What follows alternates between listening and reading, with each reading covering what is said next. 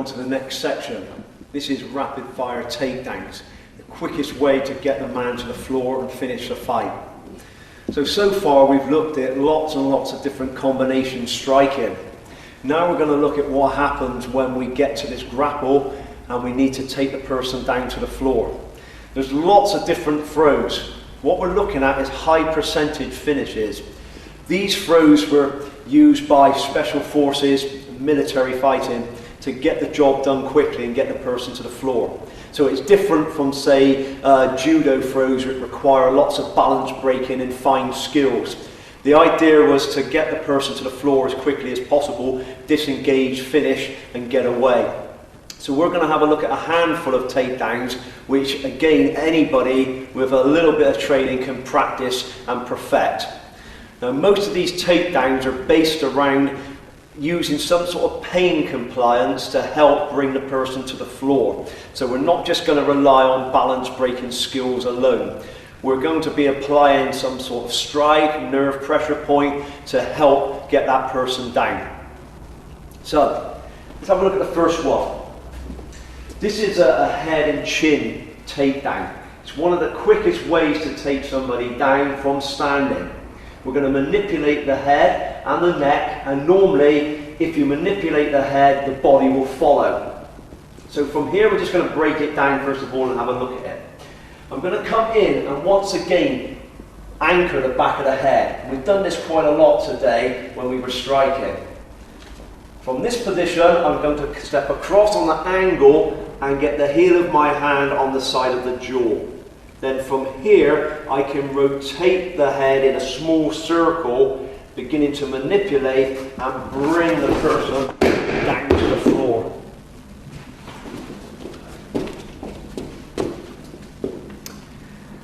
Again, we'll look at this. I'll anchor the back of the head, step off to a side angle, put my hand on the chin and rotate the head in a small circle, bringing the man to the floor.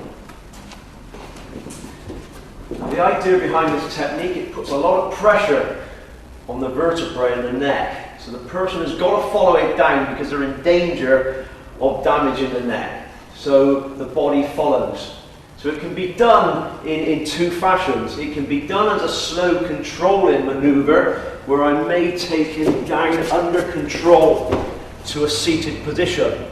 So if I wanted to finish with a choke or a strangle, we could do that. It can be more severe if we turn the head and chin quickly, which rotates the neck and brings the person down to the floor a lot more rapidly. Now, another good advantage with this technique is even if the man is strong in the chin, and we've done this earlier on, if Jake pushed against my chin, he's strong this way. As soon as I turn the head, suddenly that strength is gone and we can take somebody down quite rapidly. So if we wanted to set this up, we may set it up behind some strikes. I might start off and use the ear clap that we've done earlier on, knee to groin, and then take him down to the floor rapidly from that position. We could use the ear clap and the eye gouge. It would set this up again and take him down to the floor. Or we could use the headbutt straight in and then twist and take the floor. So everything that we've done so far, striking wise, can be combined to make the takedown. Again, from close range, striking the groin with that top fist brings his head down and allows me to take him down.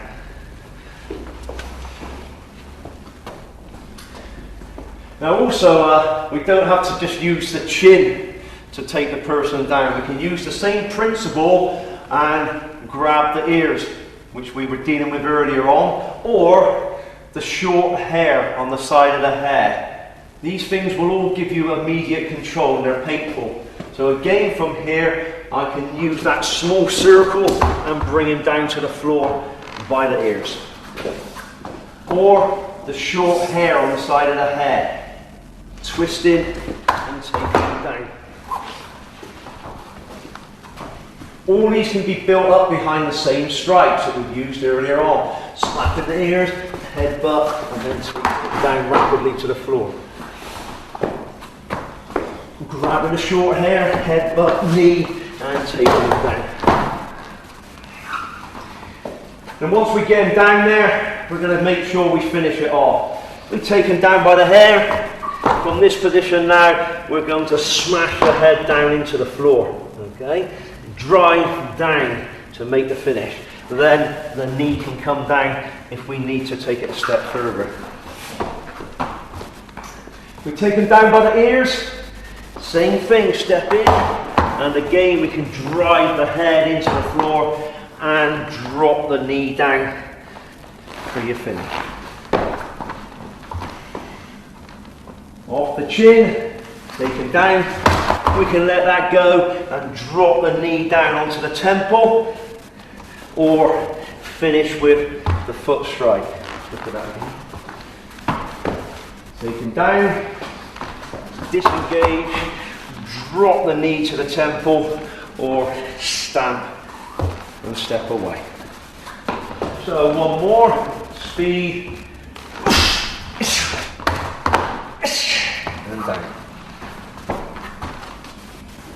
Alright, this next takedown comes from the back again, so it can start from the rear or we can manipulate our way around there. First of all, we'll have a look at the takedown itself. So from this position, I'm coming up. My fingers will go into the eyes, closing down and then pulling the person back to the floor rapidly. Now again, because we're attacking one of those soft spots on the body that we looked at earlier on, then we can get control straight away. This is different to say pulling somebody around by the shoulders, for instance. They're going to fight back a lot more. As soon as those fingers go into the eye sockets and close down, then we can break their balance and take them to the floor rapidly. Where then if we want to finish it, we can do so. Coming from the front, we may move around and spin the man, get to this position, and then into the hole.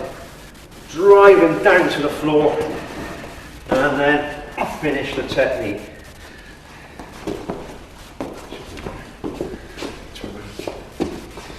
Okay, so from the front, maybe if the guys come in and he's grabbed or pushed me, then I can just move him to the side, spin the body, and come in and take that technique.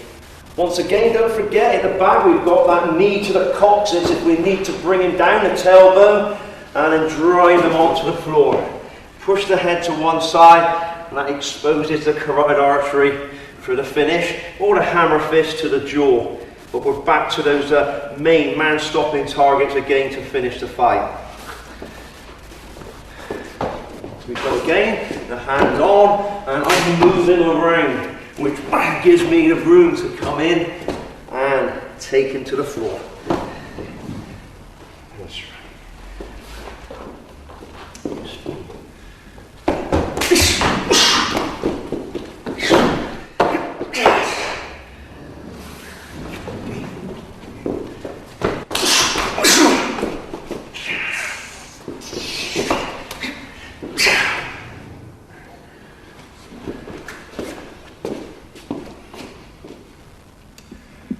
Alright, now we're going to look at a technique that involves grabbing the groin and taking the man down from there. Once again, as I said, we're trying to work to weak spots on the body that immediately will break somebody's balance through pain, and then it's easier to take them on down to the floor.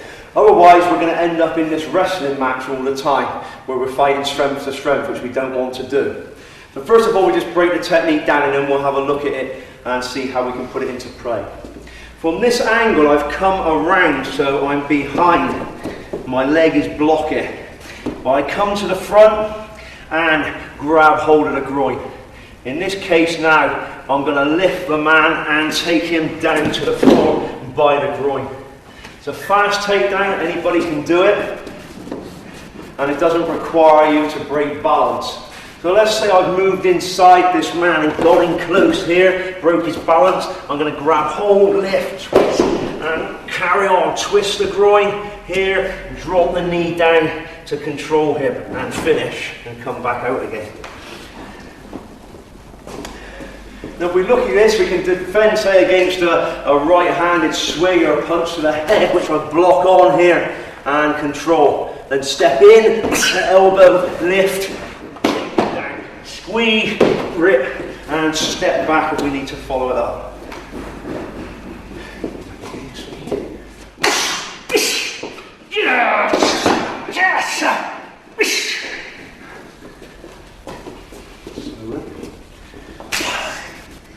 Step in, we can claw, we can elbow, step behind, grab the groin, lift, down, squeeze, twist, pull back, stomp to finish. This is another technique that attacks the groin. We're going to approach from the back to do this one. So first of all, let's look at it. We come round the back. I've jammed his body with my arm and my hand comes through the legs to grab hold of the groin. From this position now, I'm dumping him forward and down onto his face as I rip back on the groin. So if we want to get a bigger person down to the floor, we can hang on there. I might go down with him and drive down to the floor, controlling him at this point to get over to a better position and finish it with some bigger strikes. How do we get to this position? If we're in grappling in some shape or form, I might be able to make my way around the back.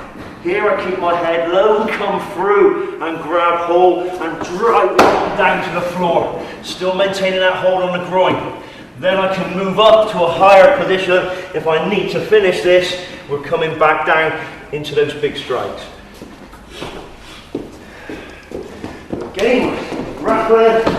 And I get to his back here. He's bent over, which is making it difficult for me to attack his head. So I'm coming under and attacking the groin and driving him down. Then we can come up and look to follow down again with those big strikes.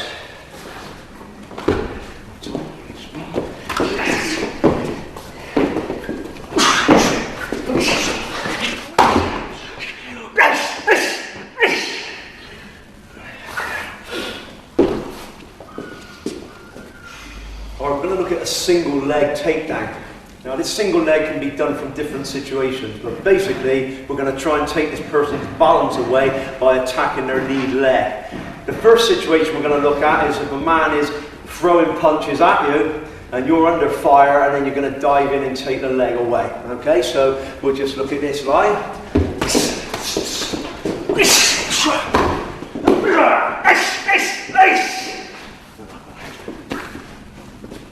I'll just slow that down slightly. As I cover up against these punches, I know that I can't stand up with this guy, he's too strong. So I'm going to come down underneath and attack the leg. Now in my mind's eye, this is different to any sort of sporting version of this takedown. I'm looking to drive my shoulder straight through his kneecap. I want to break the knee on the way down. Now again, this is from that military background that they're going to take that person down and break that leg so they're not going to get up again and fight. From this position, nearest target is the groin. My nearest weapon is the head. Straight out the middle, bang, straight away. Then I'm up and driving through and hitting the groin until he's incapacitated and I get up and walk away. So we look at this again.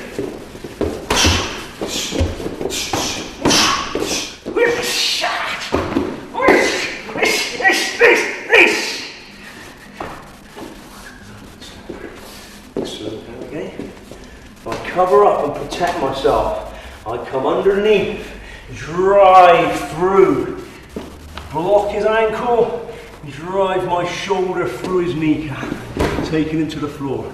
Straight in for the headbutt, driving down multiple rapid fire strikes to the groin, stepping up, we can stamp and disengage.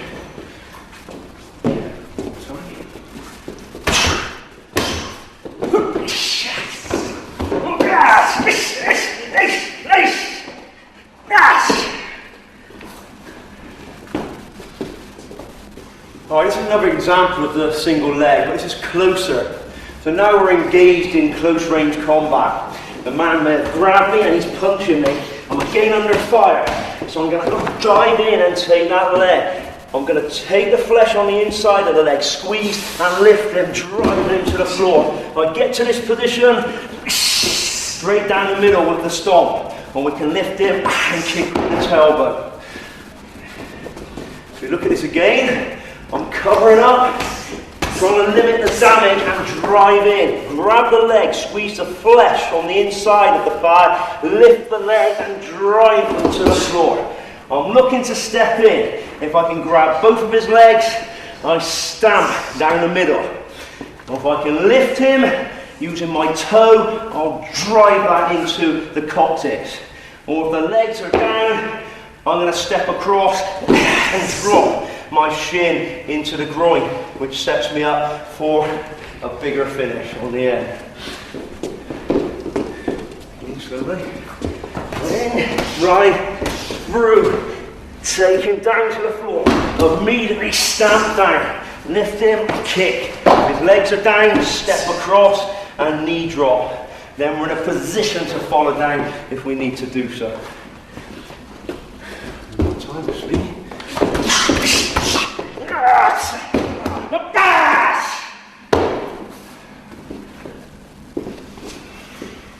This next technique is called an inner hock takedown. This is where I'm going to entangle his leg, tripping him over and put him onto his back. It's again a high percentage takedown and can be used in close quarter grappling. So let's look at the technique itself and then we'll see how we can set it up. So from inside grappling range, I'm looking to attack his leg. If he stands square onto me, I can attack either leg. I'm going to use my lead foot and come in and step in so that my hip bone has hit his groin. Then I'm going to hook and hock him down onto the floor so he lands onto his back. So again, we're in close. I step in and let my hip bone crash into the groin, which already buckles his balance. And then I hook and pop the leg and take him down to the floor. From a grapple situation, how can we set this up? From here, I'm going to bring my thumb across and push it into his jugular notch. This pulls him away from me and opens him up. You see this movement? He's in close. My hand rests on his collarbone. My thumb pushes the jugular notch. It opens him up, unbalances him, and gives me the entry to hop him down and onto the floor. We're in. Come across, push in and drive him back. So the weight now is on his heels. This is where he's unbalanced. I step in, crash into the groin with my hip bone and hop him and take him away. As soon as he's down, we're going straight in and attacking. Hitting the groin, disengaging and getting away. Again. Nice, nice, nice.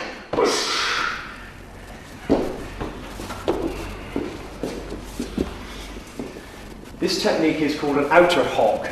So now we're going to attack the outside of the leg and sweep the person down. The way to get this is to try and get this leg forward. So initially when we clash, if this man is square on, by me pulling him forward, he wants to take a step to get his balance back. And that's what I'm looking for. Then I'm going to step up just beyond him and clip the outside of his knee with my leg, taking him to the floor. Once again, it's quite an easy takedown to perform, a high percentage takedown as well, where you can get somebody down to the floor quite rapidly. So, I take a quarter of a step back, tugging him, so he steps to get his balance back. As soon as I see this, I step up to the outside of his foot, get his weight over onto this leg. Now I know he's vulnerable to that little stroke, taking him down to the floor. So get again slowly. Step back and get him to step.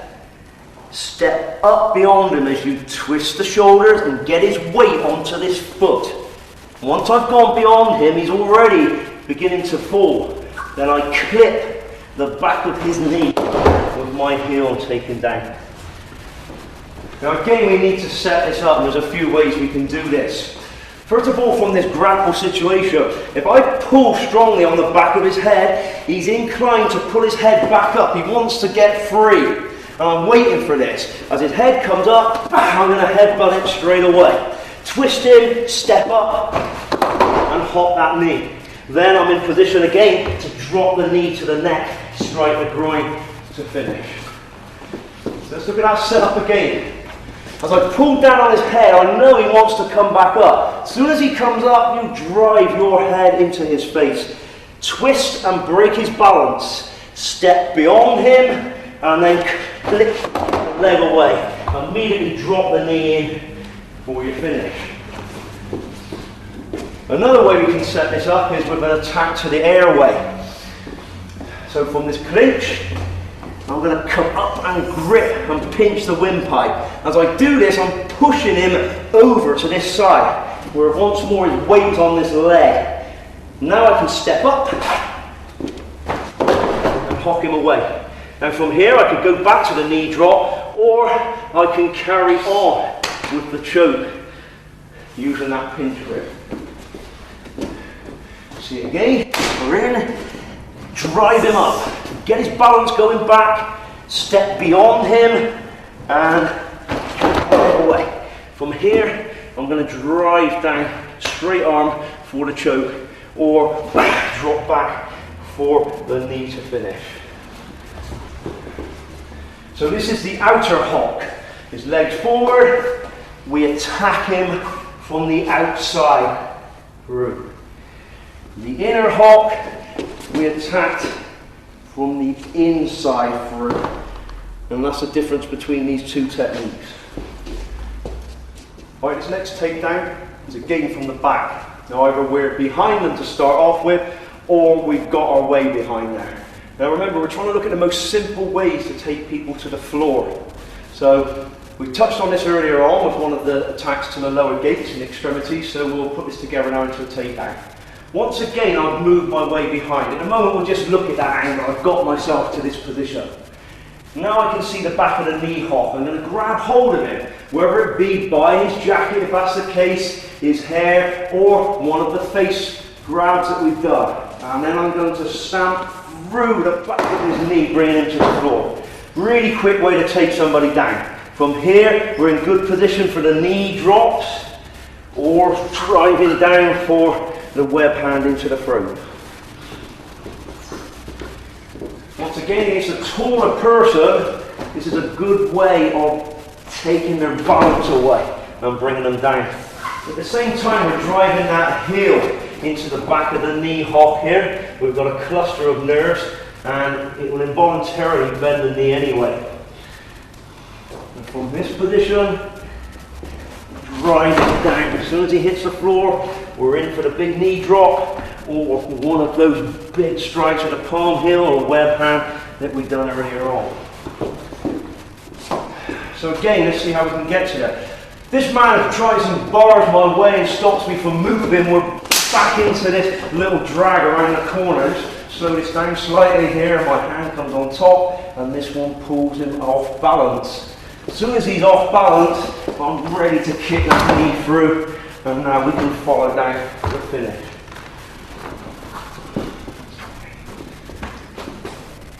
Off balance him.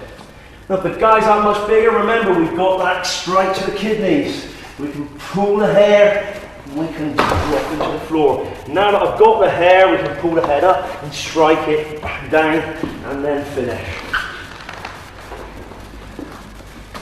Now from behind itself, if I came from the back here, then I can kick in and bring the man down really rapidly. So it's very difficult for that person to maintain their balance. So if they were in the midst of attacking somebody else and you entered as a third party here, the danger of coming up to somebody and say, "Oh, what are you doing there, mate?" And he'll turn around and hit you on the chin. Then if we can rapidly take him down, you can control his fall. You don't always have to pull him down hard, but we can just take him down and control him. Or if we need to follow up, we can do that. So if the person's that much bigger than you, this is a way to take them down. We've just been able to practice kicking out the back of the leg. Okay, in training you never do it hard because you damage the knee. So although it's done at speed, it's controlled, and down he goes straight away. Very difficult, and then you're in for your finishes.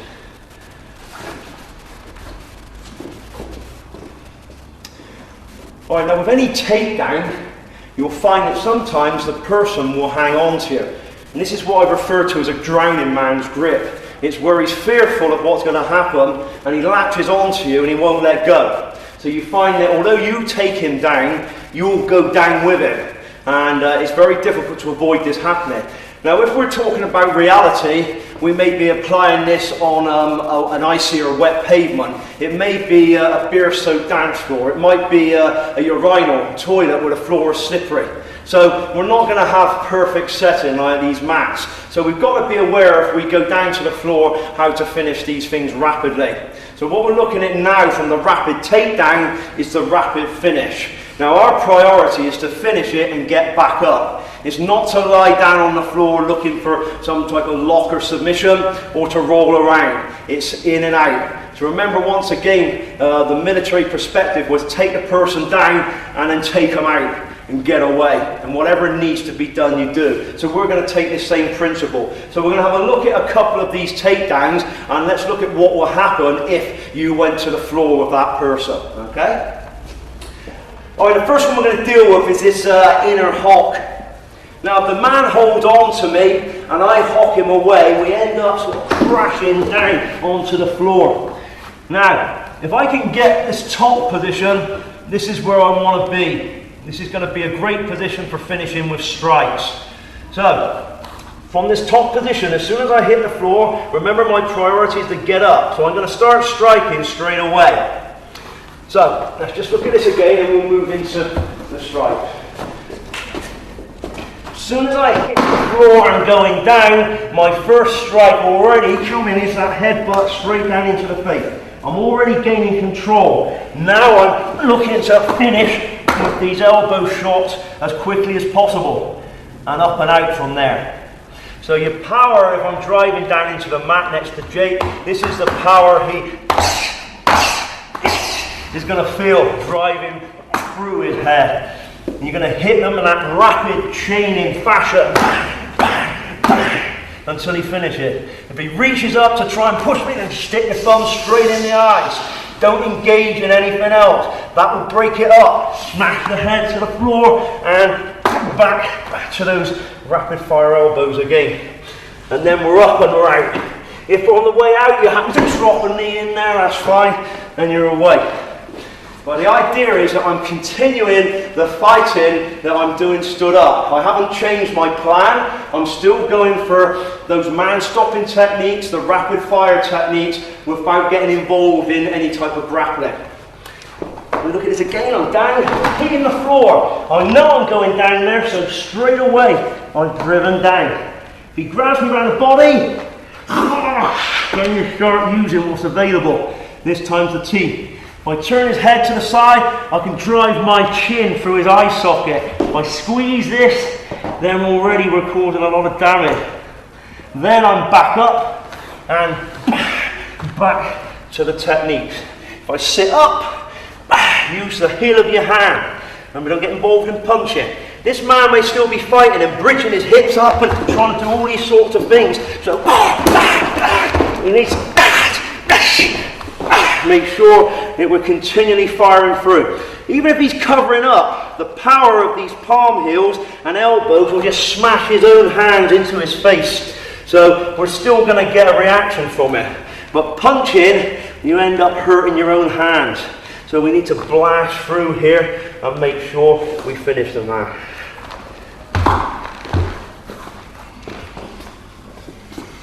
We're going to look at the outer leg hock. And again, what will happen if the man hangs on? So as I hop the leg away, if the man holds me, I tend to crash down to the floor with him in this position once more.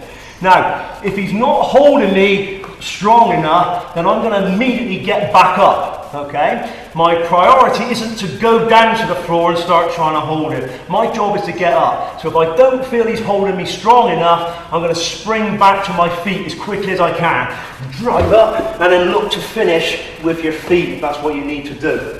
So we don't want to get involved in grappling. So really the motto is learn to fight on the floor, but don't go to the floor to fight. So I'm down here. He's not gripped me in any shape or form. I can feel I can get back up. So I'm going to spring up immediately, disengage, and start striking down using my feet to get out. Now this time if he holds on to me, I may be forced to go to a ground position because I've got no choice.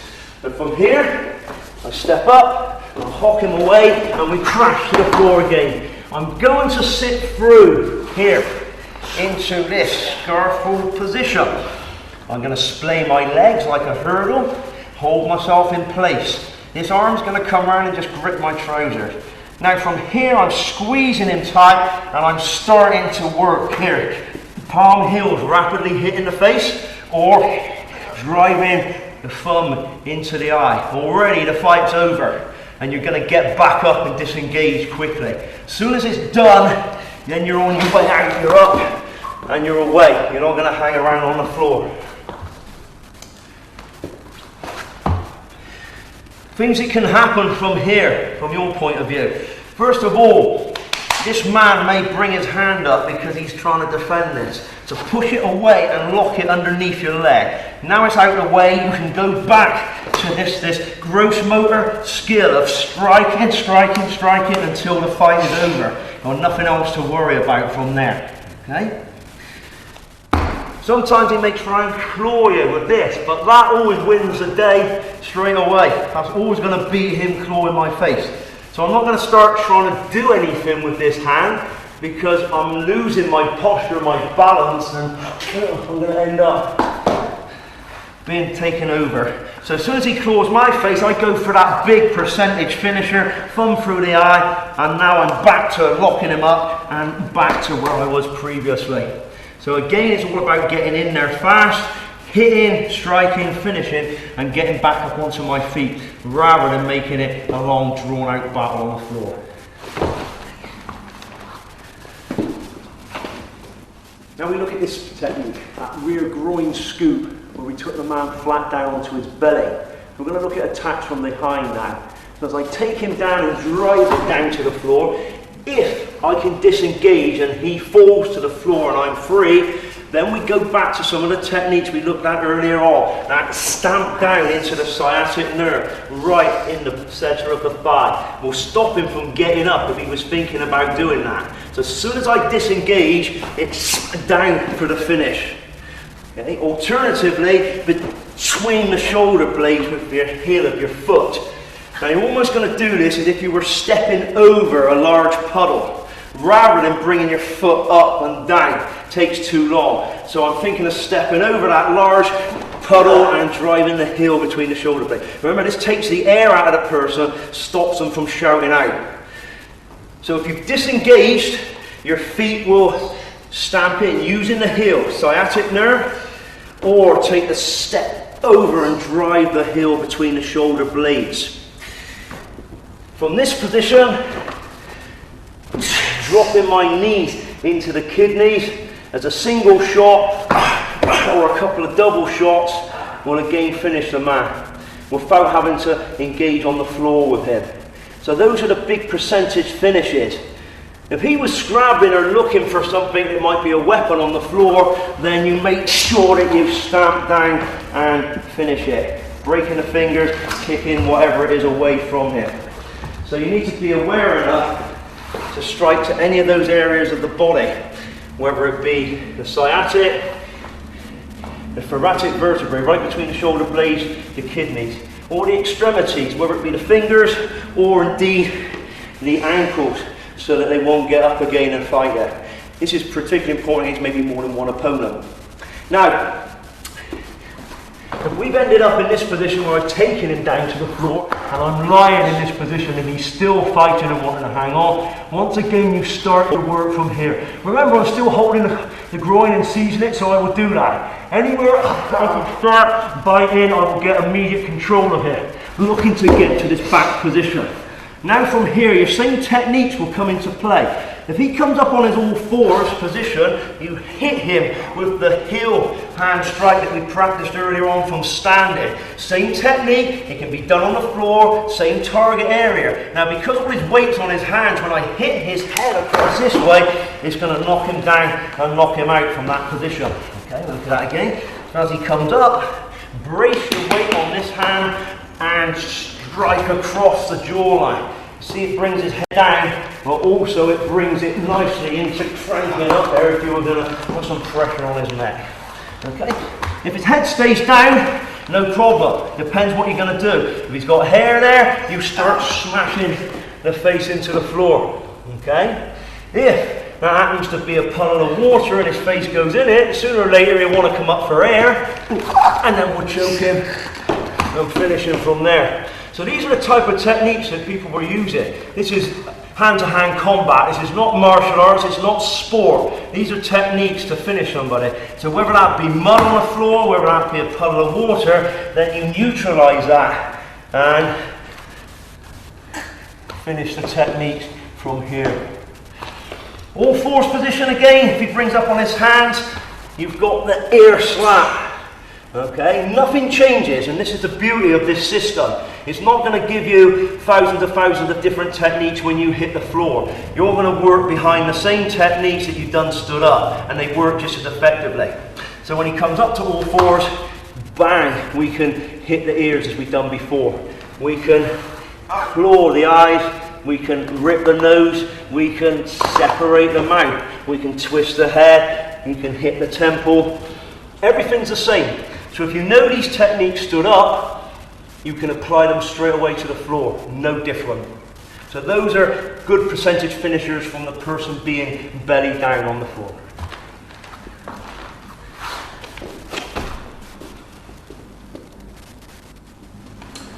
Alright, we're just back down onto the floor again. I've just put Tom onto his back and we've just looked at sitting round into this position. Now also we can come across, so we're across the body in this position, lying across here. Now again, remember our priority is to finish. So we're going to look at your strikes that are available. Once again, you'll find that they're familiar.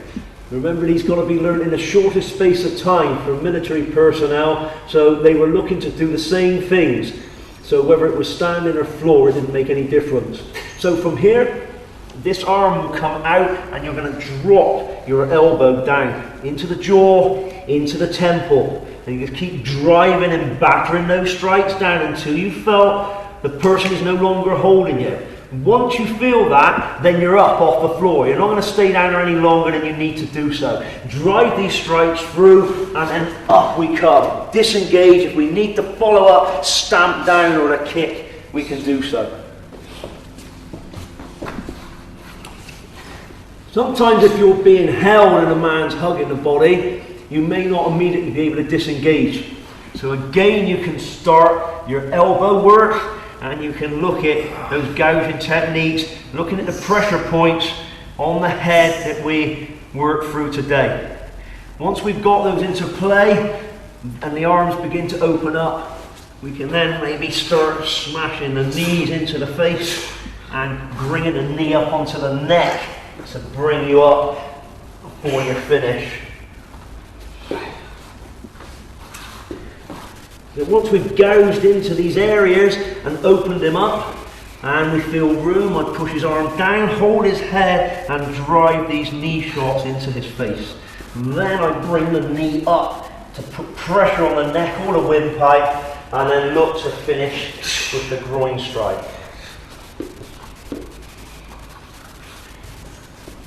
From here, once again, this man has got a really tight sort of death grip on you here and you can't get your arms free, then back to that chin gouge through the eye, driving it in there, or biting into the face, or multiple headbutts until his grip begins to loosen. Then you come back to the elbows, the hammer fist, and the knee onto the neck and back to the groin strike. So you're working behind this small core of techniques, the palm heels, the elbows, the hammer fist, looking to hit the same target areas, whether it be the chin, the temples, attacking the eyes, attacking the throat. But again, we're looking at those man-stopping techniques. It will get you up out of the floor as quickly as possible. So if this person is a larger, more dangerous attacker and you're on the floor with them, your priority is to get out there as quickly as possible. The longer I stay down there, the bigger percentage that it may be that he's going to turn the tables on me. Plus, I don't know, maybe he's got a weapon there. He might be reaching in his pocket, he might be looking for that weapon, so I need to disengage this as quickly as possible. So, when we're in these positions, that fast barrage of strikes is going to open him up. And while he's thinking about this, he can't possibly counter-attack me. It's only when you stop and start trying to tie up arms or do something that he can come back and strike. Or he might be reaching down into that pocket for that knife, and I need to stop that and get into some finishing technique straight away rather than looking to lock him up. So the faster you can finish this, the better. So the rapid fire takedowns, we're going to get the man down quickly to the floor. When we get him there, then we're going to make sure he stays there by applying this fast barrage of strikes to those vital points.